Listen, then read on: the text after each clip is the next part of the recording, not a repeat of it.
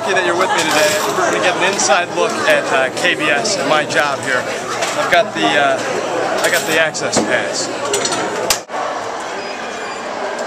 Okay, let's go. My name is Luke Clary. I live and work in Seoul, South Korea.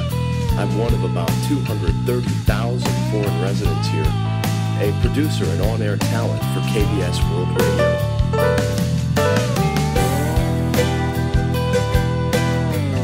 But at heart, I'm an adventurer.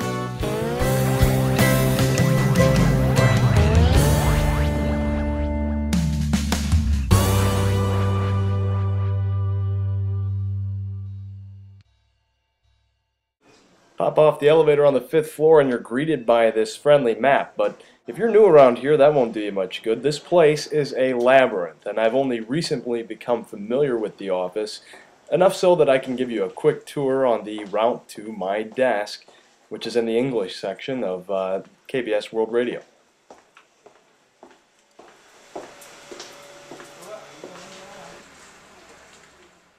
And here it is, home sweet home. You'll notice that I even showed up early. Sometimes I have to in order to make deadlines. You know, that's the way it is in broadcast. If it seems like my office is awfully long, well, it is. That's because KBS World Radio broadcasts news and entertainment in roughly a dozen different languages. But the English service placard is clearly the most festive. Most of my morning consists of editing scripts for grammatical errors and factual inaccuracies. I cross-reference what I read with other online and print publications. You know, a big part of this job is keeping up with current events. That's especially true on Tuesdays and Thursdays when I have to write the script for a daily talk show called Seoul Calling.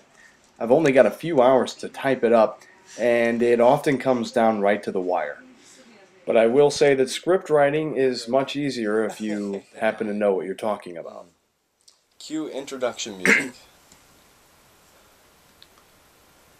This is a personal composition of yours, right? What is this? That's me playing. Hello and welcome to today's edition of Seoul Calling. Here we bring you the latest news making waves in South Korea and the rest of the world. I'm Luke Clary. And I'm Matt Kelly. This isn't the first such naval skirmish to happen in the West Sea. It's the first one in 7 years, but the last one happened in 2002 and before that in 1999. That's right, and I doubt it's an intended consequence, but these naval clashes that seem to flare up every now and then can serve as an opportunity for the governments to talk. In this case, Seoul is moving forward with humanitarian aid, which they'd already pledged. My senior colleague, Matt, comes in a little early sometimes to help edit my scripts. I'm happy to say I usually have them done on time. Such a hard worker.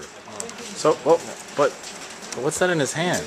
Okay, well, look, Thursday is usually a particularly hectic day for me. This is the first time I've ever actually had to eat at my desk. This is saving time. I don't have to go to the cafeteria. Usually I do have time for lunch. Today I'll grab a bite with Laurent from the French service, he's on my left, and Atahualpa, he's from the Spanish service, walking on my right. We're eating at the KBS cafeteria, and we're lucky to have Luke Macono, an American co-worker, to explain what we're eating. Beef mixed with glass noodles and some seaweed soup and some tofu here. Then down here you've got some standard form of bibimbap that Koreans love to eat. Now you said you're not a big soup boy anyway, right? If you don't like soup, I think mirepook has got to be right near the top of the list of things you probably don't like. If you know anything about Korean food, you'll know the side dish is very popular. Here, take a look. And among side dishes, kimchi is king. It's certainly a acquired taste. Not sure if I can say I've acquired it yet. But anyway, I'm eating it. When in Rome, right? Kimchi comes in a few varieties, but normally I've seen it this way. It's pickled or fermented cabbage served cold, and it's kind of spicy. I'm sure that I'll love it someday. In the afternoon, you'll find me at Mr. Kim's desk, where we look over scripts and prepare for the 5 o'clock newscast.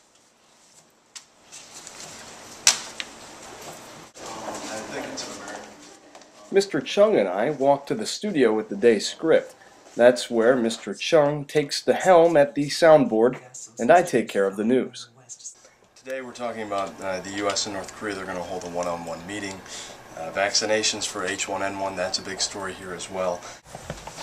This is the recording studio, and where the magic happens.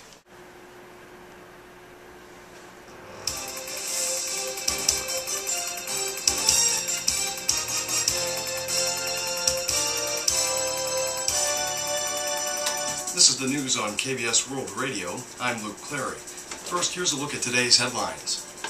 The United States and North Korea will hold one-on-one meetings this year to jumpstart stalled denuclearization talks. Vaccinations for some 7 million students begin across the nation, and the leaders of South Korea and Chile agreed to boost bilateral ties at their summit talks in Seoul. Those are the headlines. Now the details. That's the news from KBS World Radio's News Center in Seoul. I'm Luke Clary.